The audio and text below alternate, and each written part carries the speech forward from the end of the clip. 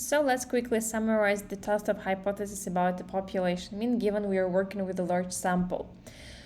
So if we have a negative tail test, we have the following set of hypotheses. So the null hypothesis is that the true population mean is equal to the hypothetical population mean.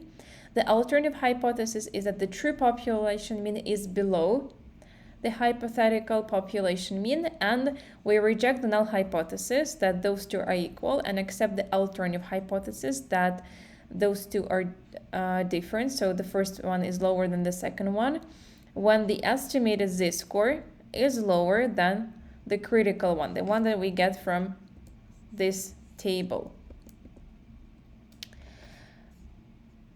The second type of test, positive tail test, has the following set of hypotheses. So the null hypothesis will be, as you can see, actually the same for the three types of tests.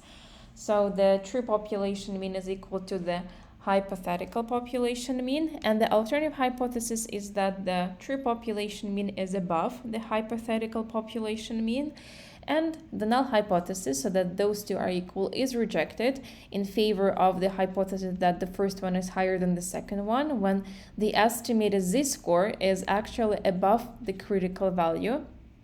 And as for the two-tail test, the null hypothesis is the same, that the means are equal, and the alternative hypothesis is that the true population mean is different from the hypothetical mean. And in this case, the null hypothesis is rejected when the critical z-score is higher than, when the estimated z-score in the absolute terms is higher than the critical value of the z-score for the significance level of alpha divided by 2. And let's have a look at the example. Suppose a researcher is testing the effect of a drug on response time by injecting 100 threads with a unit dose of the drug and recording the response time. The researcher finds the sample mean response time of 1:05 and standard deviation of 0.5 seconds. She knows that the mean response time for rats not injected with the drug, so the control mean, is 1.2 seconds.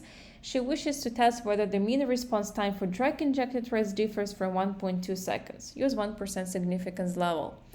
So what the researcher does is, first of all, she takes 100 rats, she injects some sort of drug, records the response time and finds it to be 1.05 with standard deviation of 0.5. She also has the second group, so rats without any injected drug, and the response time is 1.2 seconds. And this researcher would like to know whether the response time for the injected rats is different from the response time for the non-injected rats. And we are asked to use 1% significance level. So x with the bar is the sample mean and is equal to 1.05. The hypothetical value that we will be comparing with is 1.2.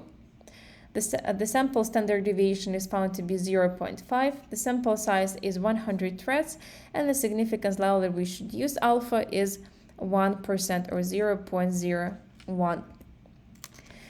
First of all, we need to formulate the null and alternative hypothesis. So the null hypothesis is always some sort of equality, and in this case that the true population mean is equal to 1.2, and the alternative hypothesis is that it is different from 1.2. So we use 1% significance level, and given this set of hypotheses, more specifically given the alternative hypothesis, we know that this is a two-tail test, right? Because we have inequality, not equal to here. We can get the critical z value for 1%, or to be more precise, that will be 1% divided by 2. So we get 2.575, or in case we are on the left side of the distribution, negative 2.575. So when we substitute everything into the formula, 1.05 minus 1.2 divided by 0.5 divided by the square root out of 100, we get the estimated z-score of negative 0.3. So in the next step we need to compare it with the critical values.